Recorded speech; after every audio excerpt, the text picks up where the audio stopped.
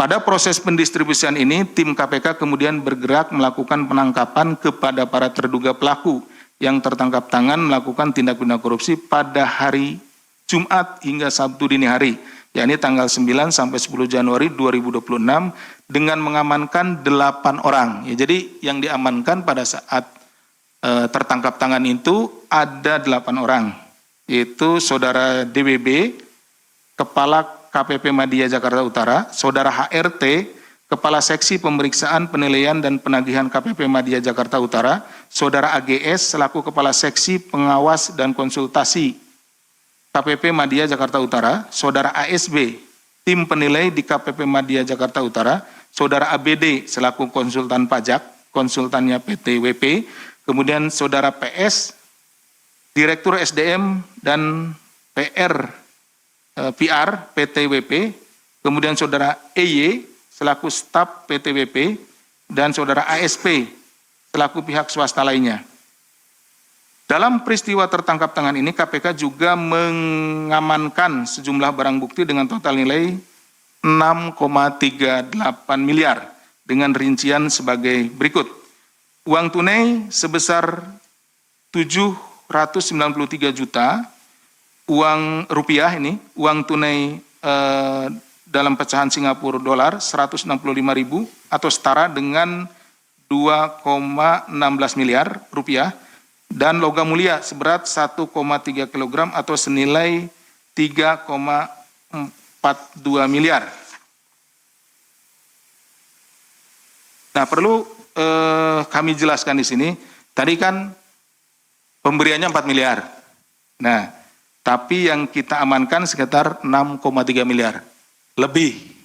Nah, ada pertanyaan pasti, Pak, yang diberikan yang di deliver 4 miliar tapi ini. Nah, pada saat kami melakukan penangkapan, nah, didapat juga beberapa bukti, ya. Dalam hal ini ada logam mulia, kemudian juga uang yang lain dari para tersangka, gitu ya. Pada saat ini masih terduga, ya, pada saat diamankan, itu yang kemudian diakui oleh para terduga tersebut memang itu juga diperoleh dari hal yang sama, gitu ya. Hal yang sama tapi dalam waktu yang lampau. Jadi dari tempat lain. Jadi tidak hanya dari PT WP ini saja, gitu. Jadi dari beberapa wajib pajak yang lainnya. Sehingga itu juga merupakan bagian dari tindak pidana yang lain, tidak hanya ini. Jadi kami kemudian mengamankannya seperti itu. Selanjutnya dalam dugaan tindak pidana korupsi terkait pemeriksaan pajak di lingkungan KPP Madya Jakarta Utara periode 2001-2006, setelah dilakukan pemeriksaan intensif pada tahap penyelidikan dan telah ditemukan unsur dugaan peristiwa pidananya, maka perkara ini naik ke tahap penyidikan yang kemudian setelah ditemukan kecukupan alat bukti, KPK menetapkan 5 orang tersangka sebagai berikut. Jadi setelah para penyelidik, kemudian penyidik meyakini bahwa ada peristiwa pidananya, dalam hal ini peristiwa pidana korupsi, kemudian dinaikkan ke penyidikan. Selanjutnya terhadap tadi barang-barang yang diperoleh pada saat tertangkap tangan, kemudian dilakukan penyitaan, kemudian dilakukan pemeriksaan terhadap saksi-saksi, ini sudah penyidikan, ya. Pemeriksaan kepada saksi-saksi, dan berdasarkan kecukupan alat bukti, dalam hal ini ada paling tidak 2 alat bukti, ya, itu kami menetapkan 5 orang tersangka. Yang pertama Saudara DWB selaku Kepala KPP Madya Jakarta Utara, yang kedua Saudara AGS selaku Kepala Seksi Pengawas dan Konsultasi KPP Madya Jakarta Utara, yang ketiga Saudara ASB selaku Tim Penilai di KPP Madya Jakarta Utara, yang keempat Saudara ABD selaku Konsultan Pajak, dan yang kelima Saudara EY selaku staf PT WP. KPK selanjutnya melakukan penahanan terhadap para tersangka untuk 20 hari pertama sejak tanggal 11 hari ini sampai dengan 30 Januari 2026. Penahanan dilakukan di Rumah Tahanan Negara Cabang Gedung Merah Putih KPK. Atas perbuatan terhadap saudara ABD dan saudara EY selaku pihak pemberi disangkakan telah melanggar ketentuan pasal 5 ayat 1 huruf A atau huruf B pasal 13 Undang-Undang Nomor 31 Tahun 99 sebagaimana telah diubah dengan Undang-Undang Nomor 20 Tahun 2001 tentang pemberantasan tindak pidana korupsi junto pasal 20 Undang-Undang Nomor 1 Tahun 2023 tentang Kitab Undang-Undang Hukum Pidana KUHP yang baru. Sementara terhadap saudara DWB, saudara AGS, dan saudara ASB selaku pihak penerima disangkakan telah melanggar ketentuan pasal 12 huruf A atau huruf B atau pasal 12 huruf B besar gratifikasi Undang-Undang Nomor 31 Tahun 99 tentang pemberantasan tindak pidana korupsi sebagaimana telah diubah dengan Undang-Undang Nomor 20 Tahun 2001 tentang perubahan atas Undang-Undang Nomor 31 Tahun 99 tentang pemberantasan tindak pidana korupsi atau pasal 606 ayat 2 Undang-Undang Nomor 1 Tahun 2026 tentang penyesuaian pidana junto pasal 20 Undang-Undang Nomor 1 Tahun 2023 tentang Kitab Undang-Undang Hukum Pidana KUHP terbaru. Jadi rekan-rekan, karena perkara ini terjadi dalam masa transisi, terjadinya di bulan Desember. Kemudian dilakukan penangkapan tertangkap tangannya di bulan Januari ya, setelah tanggal 2. Artinya KUHP-nya baru, KUHP-nya juga baru. Jadi ada masa transisi sehingga digunakan pasal-pasal pada undang-undang yang lama dan kemudian juga undang-undang yang baru.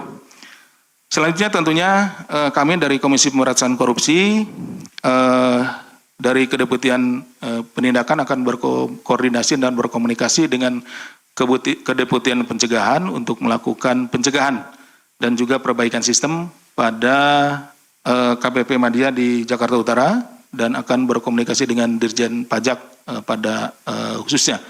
Demikian yang bisa kami sampaikan. Terima kasih. Assalamualaikum warahmatullahi wabarakatuh. Saya kembalikan ke Pak Jubir. Waalaikumsalam.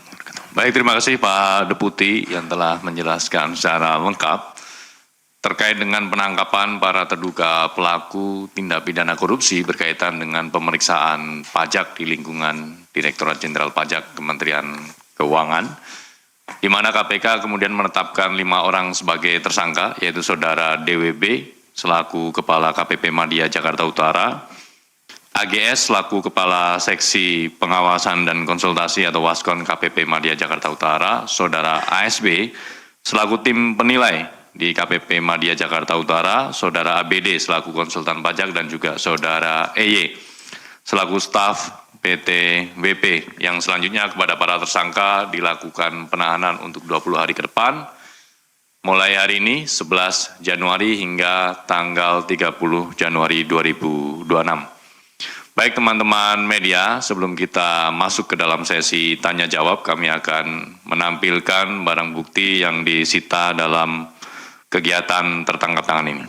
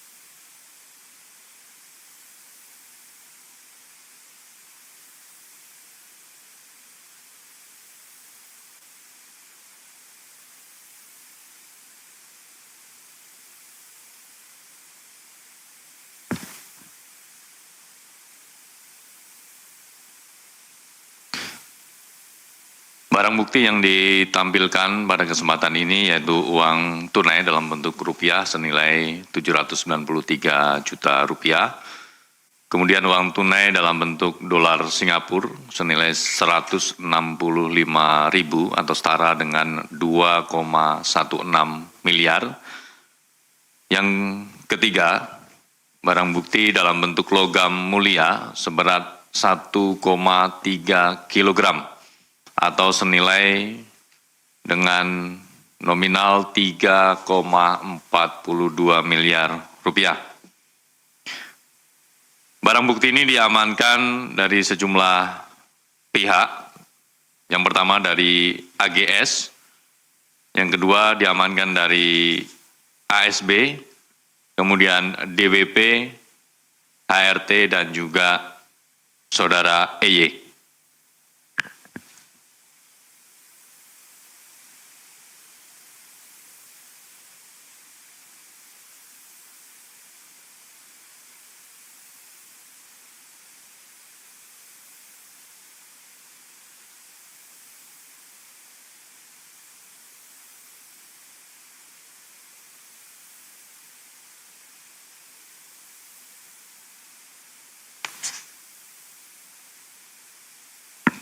Selain barang bukti dalam bentuk uang tunai dan juga logam mulia, tim juga mengamankan sejumlah barang bukti dalam bentuk BBE atau barang bukti elektronik. Tentu nanti akan dilakukan ekstraksi untuk melihat informasi-informasi yang ada di dalamnya.